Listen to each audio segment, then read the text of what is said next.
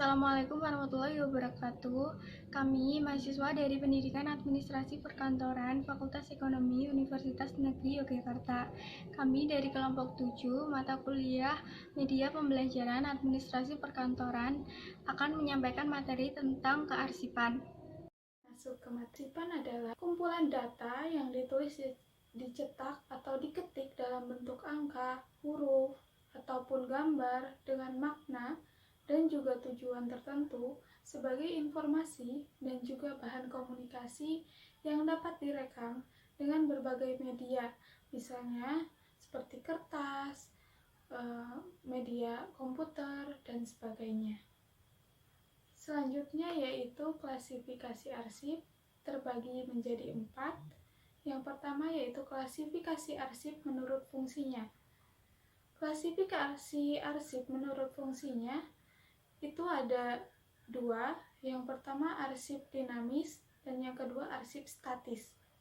Arsip dinamis menurut Basuki adalah informasi terekam termasuk data dalam sistem komputer yang dibuat atau diterima oleh badan korporasi atau perorangan dalam transaksi kegiatan atau melakukan tindakan sebagai bukti aktivitas tersebut.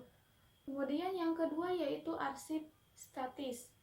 Arsip statis merupakan arsip yang sudah tidak dipergunakan lagi secara langsung dalam kegiatan atau pekerjaan organisasi sehari-hari, tetapi masih disimpan karena dianggap memiliki nilai guna.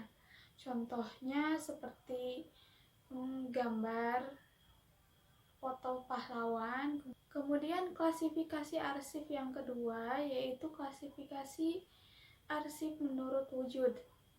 Terbagi menjadi 2, yaitu arsip tercetak atau cetakan dan arsip elektronik atau digital. Arsip tercetak ini disebut juga dengan arsip manual, yaitu berwujud lembaran kertas yang berisi informasi atau keterangan lain yang berguna bagi kehidupan organisasi, misalnya surat-surat, laporan, proposal, kwitansi, notulensi. Kemudian arsip elektronik atau digital, arsip yang berwujud file elektronik. Biasanya menggunakan media penyimpanan seperti pita rekaman, piringan hitam, mikrofilm.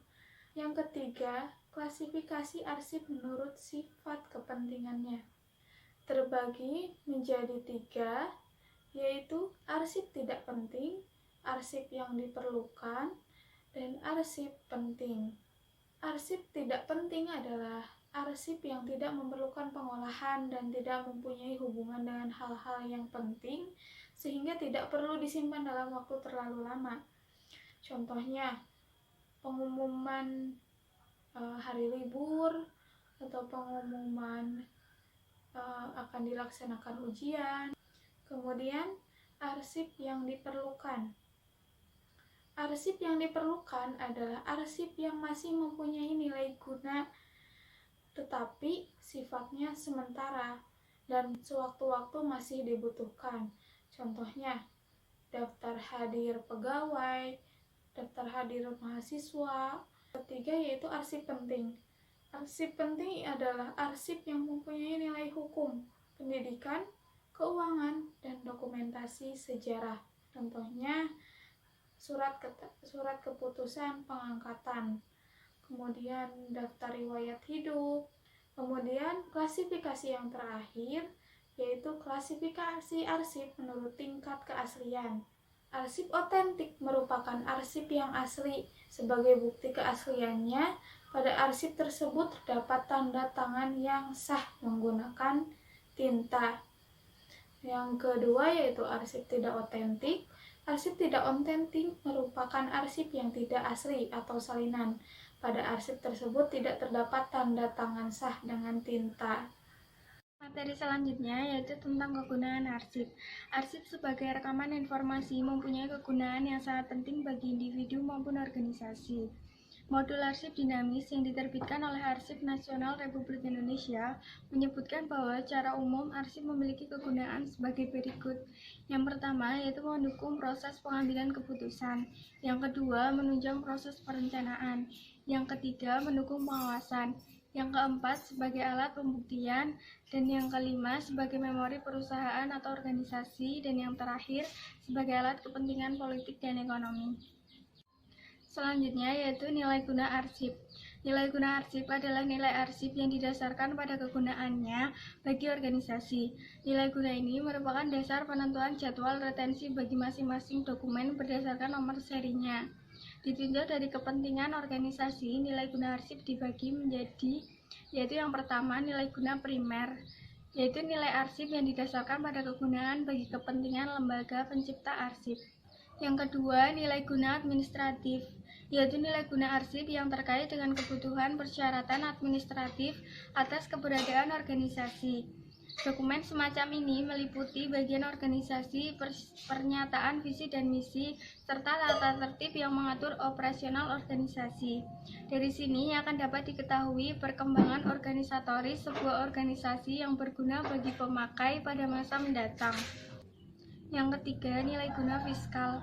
Nilai ini berupa nilai dokumen yang menyangkut penggunaan uang untuk keperluan audit atau operasional, data yang diperlukan untuk menyusun laporan tahunan atau menyelesaikan pengisian pajak organisasi, berkas transaksi seperti pembelian atau penjualan, laporan keuangan, dan ringkasan transaksi keuangan. Keempat, nilai guna hukum, yaitu nilai guna dokumen yang menyangkut kepentingan hukum. Dokumen yang berkaitan dengan kepemilikan, persetujuan transaksi, kontrak, bukti menyelesaikan tugas sesuai dengan persyaratan hukum, pelaksanaan standar keselamatan kerja atau dampak analisis lingkungan merupakan bentuk dokumen yang ada karena nilai guna hukum. Yang kelima yaitu nilai guna historis, yaitu nilai dokumen yang disimpan bukan karena kepentingan bisnis, melainkan karena kepentingan historis yang merekam sebuah peristiwa yang bertautan dengan suatu kegiatan. Nilai historis sebuah dokumen dikaitkan pula dengan nilai dokumen pada masa mendatang bagi para pengguna internal menyangkut organisasi. Surat yang ditunda. Yang keenam yaitu nilai guna sekunder, merupakan nilai arsip yang didasarkan pada kegunaan arsip bagi kepentingan umum di luar lembaga pencipta arsip. Biasanya arsip atau dokumen itu digunakan sebagai bahan bukti dan pertanggungjawaban sosial. Dalam slide kali ini saya akan membahas tentang peranan arsip yang menurut A.W.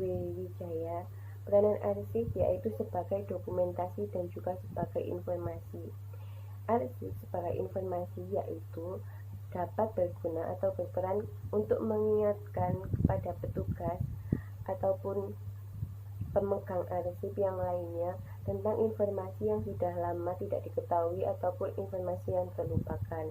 Kemudian arsip sebagai dokumentasi dapat membantu pimpinan untuk mengambil atau menentukan keputusan yang akan digunakan untuk organisasi. Keputusan yang diambil oleh pimpinan sangat berarti untuk keberlangsungan perusahaan, sehingga keputusan itu diambil dengan mempertimbangkan bahan-bahan yang terdapat dalam arsip.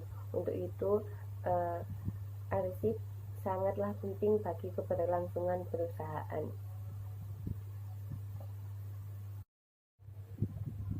Kemudian pada slide selanjutnya saya akan membahas tentang siklus arsip, yaitu yang pertama tahap pembuatan atau penciptaan, kemudian tahap pendistribusian, kemudian tahap penggunaan, tahap pemeliharaan, dan juga tahap pemusnahan. Jadi yang pertama arsip itu masuk ke tahap pembuatan atau penciptaan, yaitu tahap pertama yang penciptaan arsip, yang kejadian atau informasi itu berdasarkan tentang peristiwa kemudian dijadikan sebuah bentuk dokumen. Dokumen ini seperti surat, formulir, gambar, dan lain sebagainya. Kemudian masuk ke tahap pendistribusian. Nah, pendistribusian ini merupakan penyebarluasan arsip dari pembuat ke penerima, atau dapat juga dikirim dengan menggunakan email, pos, dan lainnya. Nah, tahap ini dimaksudkan agar arsip itu dapat disampaikan langsung ke kepala divisi ataupun ke orang yang membutuhkan arsip tersebut. Yang selanjutnya adalah tahap penggunaan arsip. Nah, pada tahapan ini arsip digunakan oleh pengguna sebagai alat bukti ataupun sebagai bahan pertimbangan keputusan yang akan diambil terkait dengan masalah yang dihadapi oleh organisasi. Nah, arsip ini digunakan sesuai dengan tujuan pengguna tersebut. Kemudian masuk ke tahap pemeliharaan. Nah, pada tahap ini pemeliharaan arsip ditujukan sebagai untuk menyelamatkan atau menyimpan nilai guna arsip itu agar tidak rusak ataupun tidak hilang. Jadi arsip di sini itu dilakukan dalam bentuk pemeliharaan. Kemudian yang terakhir adalah tahap pemusnahan. Semakin bertambahnya usia atau semakin bertambahnya waktu, nilai guna arsip ini akan semakin berkurang. Maka dari itu muncullah tahapan pemusnahan arsip atau yang bisa juga dinamakan dengan retensi arsip. Pada tahap ini arsip yang sudah usang ataupun yang sudah tidak mempunyai nilai guna dapat dimusnahkan ataupun dapat dikelola yang sesuai dengan kegunaan arsip tersebut. Demikian penjelasan dari saya. Apabila ada salah kata, saya mohon maaf. Terima kasih. Sekian video dari kami, ada kurangnya kami mohon maaf. Semoga video ini dapat bermanfaat untuk kalian semua. Sekian video dari kami, ada kurangnya kami mohon maaf. Semoga video ini dapat bermanfaat untuk kalian semua.